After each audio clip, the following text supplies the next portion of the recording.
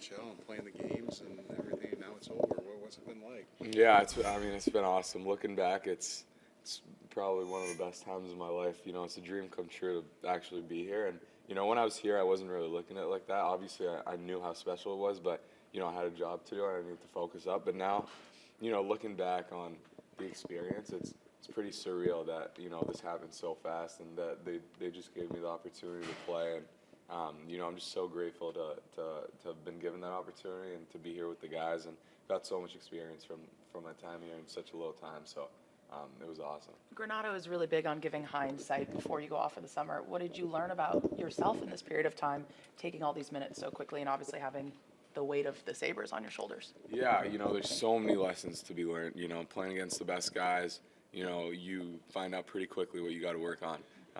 And it's as much physical as it is mental. I think a big part of this game is being able to consistently play 82 games. It's easy to play one game, but how you can do it 82 times in a row.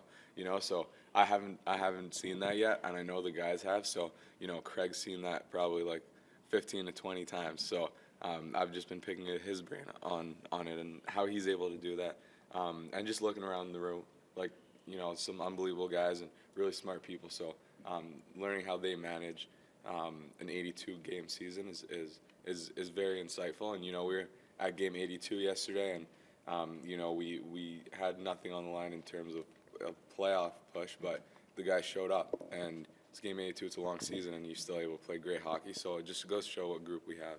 Obviously a short amount of time for you to overlap with Craig more in the room. Do you plan to stay in touch with him? What did that relationship really give you? Yeah, for sure. He's going to be in Florida this summer, so I told him to come and see him, hang out with him. And that relationship was unbelievable. I picked his brain a lot. He's taught me some very important things. Just asked him like what adversity he went through in his career, and how did he deal with it, and what were the good times, the bad times, like just a lot of insight that he was able to give me. And sometimes I didn't even have to ask him. He'd just come and willingly tell me. So having a guy like that as a mentor is huge, really cool. I learned a lot from him. What does it do to your confidence that you played well, in those 7 games? It's not like they just gifted you stars. You were in the net, and you were in there for when the playoffs were on the line. Yeah, I mean, it's good to know that I could play in this league. I feel like it's a great foundation moving forward. I could go into summer excited to learn and grow and come in better next year. So, I think the initial jitters are out. I think I know what the league's about, and I got a little taste, so I could bring that back and kind of foster it and improve my craft and what I know can help me coming into next year wherever they decide to play me. So I'm just excited for that. You expected obviously you expected the game to be faster than it was in college. Maybe what surprised you about these 7 games that you might have learned? Yeah, it's a different game because things happen really fast. You're up 2 and then you could be tied in the matter of 2 minutes. Goals could happen quick, so you can't get comfortable.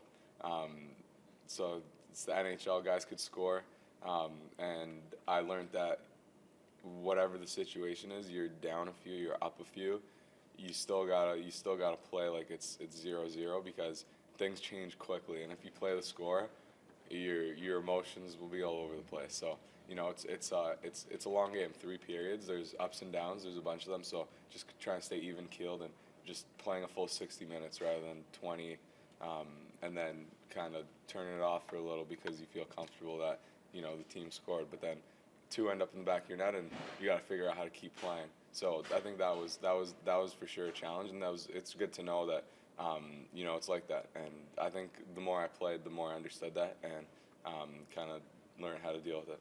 You had different games. I mean, you had some of these Rangers games were tight, and then the Detroit game was all over the place. That's probably one you learned a lot from too, just for sure. So many different experiences.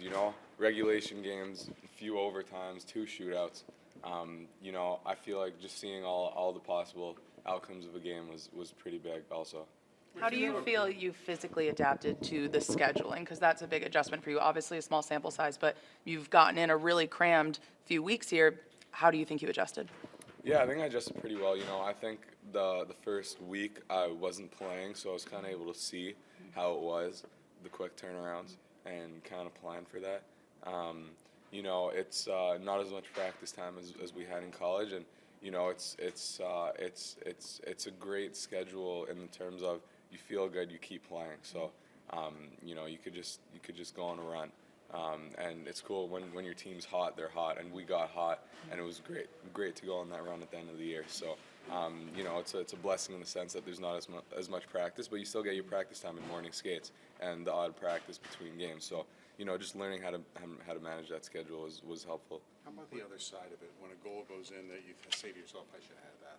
Can you put that away? I mean, can you say, all right, can't do anything about it right now?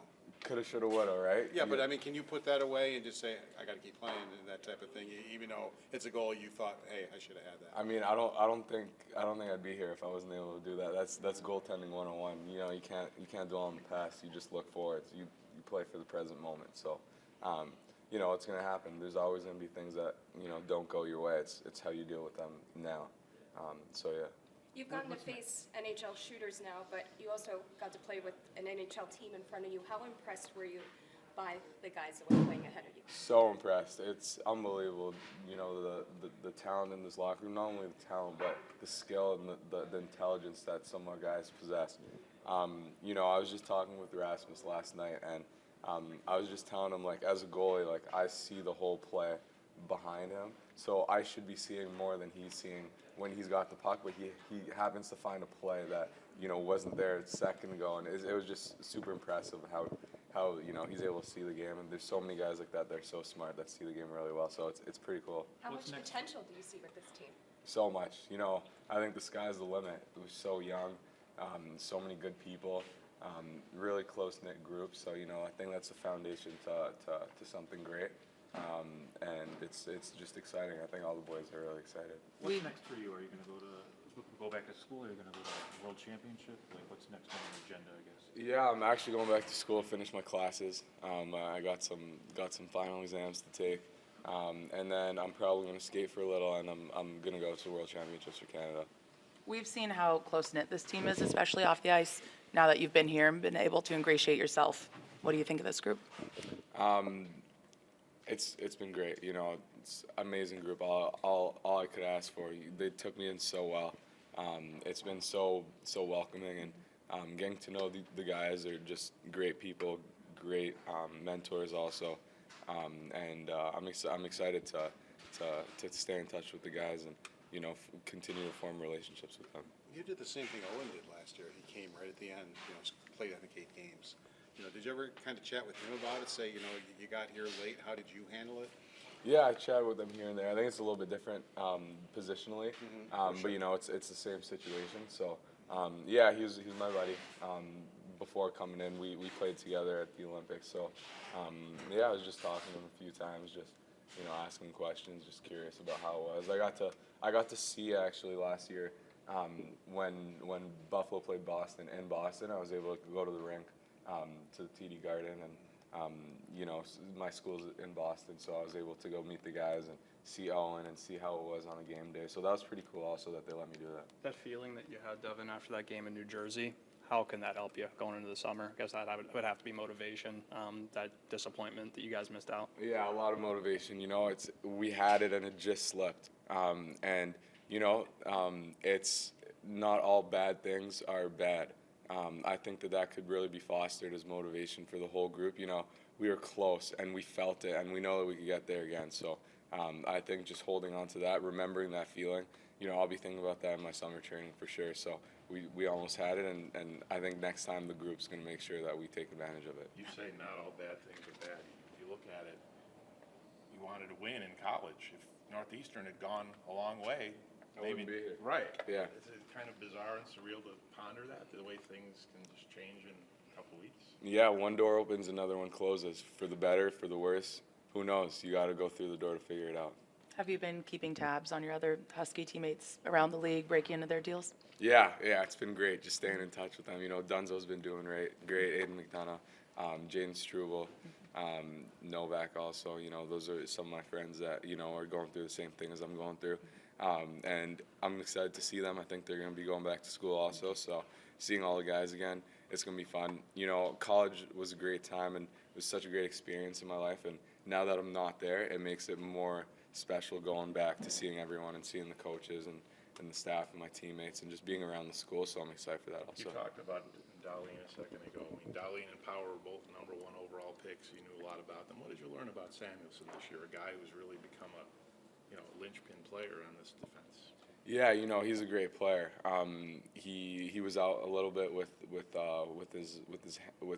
an injury, and then he was able to come back into the lineup and play great hockey as if he never left. So, it was impressive. He's a great player, great guy. Also keeps it light in the locker room, and yeah. Devon, how much of a goal is it to be back here next year? Not a lot of goalies skip the AHL, but how much of a goal is that for you? Yeah, for sure. That's the goal to be here, and I'm gonna be training, and I'm gonna work as hard as I can to be the best that I can to give myself the best shot at being able to give the team a chance to win. I think that's what it comes down to, and you got to prove that every single day. It's never given to you just based on what you've done. You got to keep doing it. So that's kind of the mentality. I think that's how Tom Brady also thought. I like watching him and kind of studying how he thinks, and he proved it every single day. You're only the best that day. The next day, you got to prove that you're the best also. So having that mentality, just wanting to be the best, is something that I try to hold on to, and I'm going to be working hard to keep proving it. The off-season training, do you anticipate, how different do you anticipate it being preparing for a pro season as opposed to the college season?